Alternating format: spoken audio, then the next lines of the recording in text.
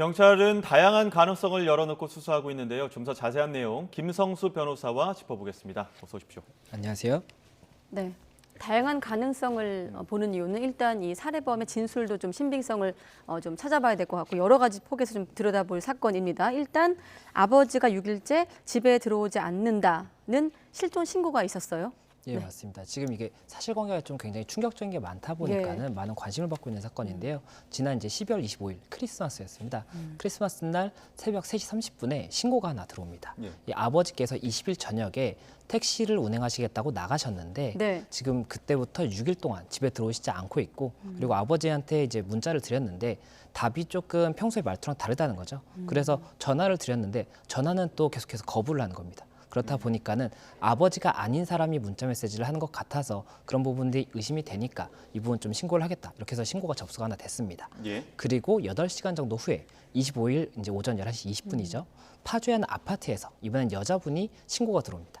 신고 내용이 남자친구의 집에 왔는데 남자친구 집 옷장에서 남성의 시신이 있다. 이런 신고가 들어온 겁니다. 그렇다 보니까는 경찰에서는 이 시신의 신원을 파악하고 이렇게 해야 되잖아요. 네. 그래서 출동을 해서 신원을 파악했는데 공교롭게도 그 남성의 신원이 오전 3시 30분에 이 실종 신고가 됐던 이 남성이었던 거죠. 그렇다 보니까는 일단은 여기 거주하고 있던 이 남성이 유력 용의자여서 네. 경찰에서 유력 용의자를 체포를 했고 이 남성이 체포되자마자 자신이 살해를 했다 이렇게 좀 진술을 하면서 이 조금 많은 충격적인 정황이 있어서 관심을 받았던 사건입니다. 네. 이 사건의 발단도 드러났는데 접촉사고가 났습니다. 택시랑. 그래서 접촉사고 합의금을 명목으로 집으로 데려간 거였는데 이게 애초 계획을 갖고 있었던 건지 아니면 홧김에 일어난 일인지 이 부분에 대해서도 확인이 필요한 상황인 것 같아요. 예, 일단 경찰에서는 이 남성은 지금 그렇게 주장을 하고 있는 거예요. 이 당시 이제 20일 날 저녁 11시경에 접촉사고가 났다는 거예요. 접촉사고가 났는데 당시 자기가 음주운전을 하고 있어서 예. 이제 택시기사분한테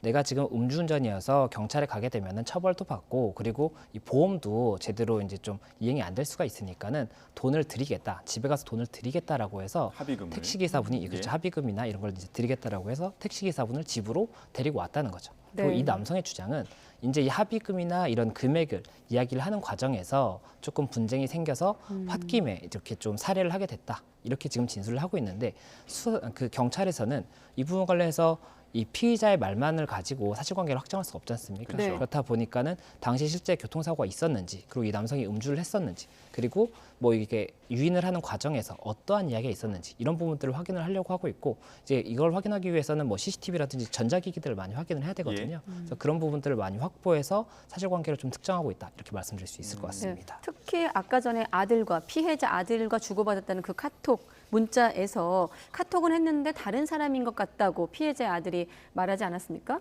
어떻습니까? 이 평소와 다른 그 피해자의 어투 때문에 가족이 신고를 한 건데 은닉 정황 여기를 좀 중점적으로 봐야 될 것 같은데 어떻습니까? 예, 아무래도 지금 20일에 이제 살해를 했다라고 이야기를 하고 있는데 예. 그렇다면은 시신을 지금 한 6일 정도 예. 은닉을 하고 있었던 거거든요. 그렇다 보니까는 그 은닉을 하는 목적이 무엇이었는지 이런 부분들에 대해서도 추가적인 파악이 네. 필요할 것으로 보이고 지금 그리고 이게 좀 충격적인 정황 중에 하나였던 것이 이 살해를 한 다음에 본인인 것처럼 이 이제 피해자인 것처럼 문자를 했던 부분도 있었지 않습니까? 네. 그렇다 보니까 더 충격적인 부분이었는데 지금 아침 문자가 나가고 있거든요. 예, 맞습니다. 네. 지금 보시면 아빠 바빠, 배터리 없어, 통화는 안 돼 이렇게 이야기를 하는데 예. 가족들 입장에서는 6일이나 아버지가 돌아오지 않으면 당연히 전화를 할 수밖에 없지 않습니까? 문자는 받으시니까. 네. 그런데 통화는 안 된다라고 하니까 그 부분도 의심스럽고 그리고 네. 평소의 말투가 아니었다라는 거죠. 예. 그렇다 보니까는 당연히 더 의심스러울 수밖에 없는데 이게 결국에는 이 당사자, 피의자가 했던 부분이었기 때문에 이런 부분에 관해서도 어떠한 목적이 있었는지에 따라서 뭐 처벌이 뭐 다른 죄가 형성이 될 수도 있는 것이고 그렇지 않다고 하더라도 이 처벌의 경중을 따짐에 있어서도 당연히 중요한 사실관계이기 때문에 이 부분도 어떠한 목적이었는지 수사기관이 보고 있다 이렇게 말씀드릴 수 있을 것 같습니다. 이 범행 이후에 또 행동들도 참 당혹스러울 수밖에 없는 게 네. 피해자의 신용카드로 수천만 원 결제하고 또 여자친구의 선물도 사주고 이런 행동들도 있었단 말이죠. 이것도 어떻게 보면은 계획적인 범행의 정황으로 볼 수 있는 겁니까? 예, 아무래도 경찰에서 그런 부분 때문이라도 우발적 범행이 아닐 수 있다고 생각을 하는 것 같은데 보통의 우발적으로 어떤 살해를 저지른 사람이라고 한다면 네. 자신이 이게 들킬까 봐서라도 신용카드를 피해자의 신용카드를 쓴다는 생각을 할 수가 없거든요. 그렇죠. 그런데 이 남성 같은 경우에는 피해자의 신용카드를 뭐 대출 서비스도 받고 결제도 하고 또 이제 여자친구의 뭐 명품 가방도 사주고 하면서 수천만 원을 썼단 말이에요. 며칠 네. 만에. 그렇다 보니까는 그런 부분 관련해서는 이게 어떠한 계획이 이런 좀 이게 살인의 목적만이 있었던 것인지 아니면 이런 금전적인 강취의 목적이 있었다고 한다면 네. 살인죄가 아니라 강도살인죄도 성립이 될 수가 있거든요. 그래서 그런 부분들에 대해서도 어떠한 제명을 이제 좀 의유를 할 수 있는지에 따라서 범죄의 처벌 정도가 달라지기 때문에 수사기관은 그 부분도 조금 더 면밀히 살피고 있다 이렇게 말씀드릴 수 있을 것 같습니다. 네. 그러니까 지금 말한 가방을 선물 받은 여자친구는 옷장 속의 시신을 최초로 발견해서 경찰에 신고한 여성, 파주시 남자친구 집에 옷장 속에 죽은 사람이 있다라고 신고한 그 여성이 되겠습니다. 워낙 얽혀 있어서 좀 이해를 돕기 위해 다시 한번 언급을 해드렸고 또 한 가지가 블랙박스 기록을 삭제하거나 또 아파트 주차장에 세워져 있던 택시를 다른 곳으로 옮기기도 하고 어떻습니까? 좀 나름대로 치밀함이 좀 보이거든요. 이런 부분을 좀 경찰이 주목해야 될 것 같고요. 예, 그래서 경찰에서도 조금 혼란스러울 수가 있는 것이 네. 보통은 피해자 신용카드를 사용하는 경우가 많이 없는데 왜냐하면 그건 정말 꼬리가 밟히기가 쉽거든요. 그런데 그런 부분에 대해서는 조금 치밀하지 못했다라고 보이는 부분이 네. 있는가 하면 이 택시에 대해서는 택시를 1km 정도 이제 멀리 떨어뜨린 데다가 주차를 다시 했다고 해요. 그리고 택시에 블랙박스가 있지 않습니까? 그리고 자기 차에도 블랙박스가 있지 않습니까?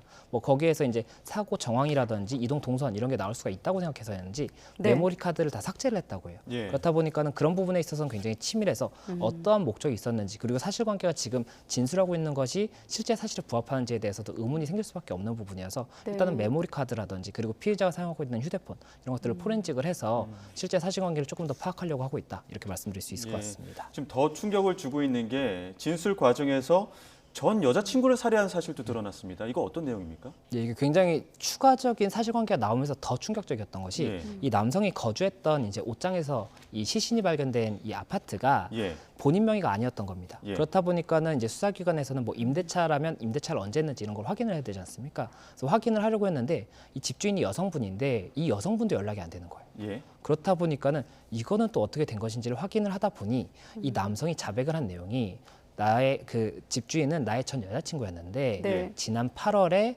내가 이 전 여자친구를 살해해서 이제 시내 파주 시내 한강 지류에 유기를 했다 이렇게 지금 이야기를 한 거죠.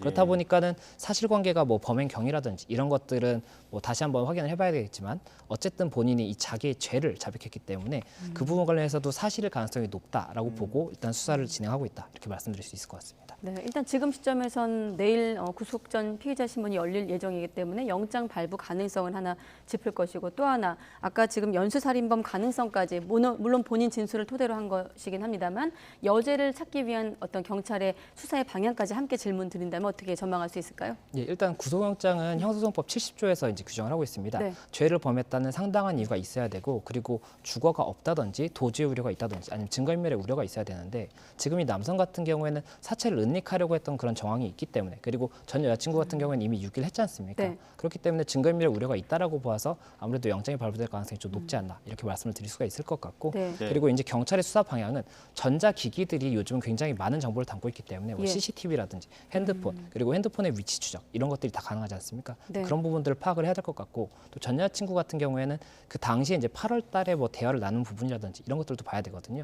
그리고 추가로 지금 행방에 좀 묘연한 사람이 있다라는 이야기도 나오고 있기 때문에 그런 부분에 대해서도 경찰에서는 여러 가지 가능성을 두고 뭐 포렌직이라든지 여러 가지 네. 조금 자료를 조사할 수밖에 없다 이렇게 말씀드릴 수 있을 것 짧게 한 같습니다. 가지만 더 여쭤보면 아까 변호사님이 강도 살인죄 혹은 살인죄라고 하셨거든요. 두 개가 어떻게 다른 겁니까? 예, 이 살인죄 같은 경우에는 형법 250조에서 규정을 하고 있고 네. 사형 무기 또는 5년 이상의 징역입니다. 그러니까 한이 5년 이상이에요. 네. 그런데 강도살인 같은 경우에는 338조에서 규정을 하고 있는데 사형 또는 무기입니다. 그러니까 5년 이상보다도 하한형이 높기 때문에 더 그렇군요. 중하게 처벌이 되는 거고 만약이라도 이 강취의 목적으로 살인을 했다라고 본다면 그 부분 처벌이 더 중해질 수가 있기 때문에 경찰에서는 그 의도에 대해서도 당연히 좀 더 면밀하게 살펴볼 수밖에 없다 이렇게 말씀드릴 수 예. 있을 것 같습니다. 예, 알겠습니다. 뭐 추가 여러 가능성들도 있기 때문에 수사 결과를 지켜봐야 될 것 같습니다. 지금까지 김성수 변호사와 함께 짚어봤습니다. 오늘 말씀 고맙습니다. 고맙습니다.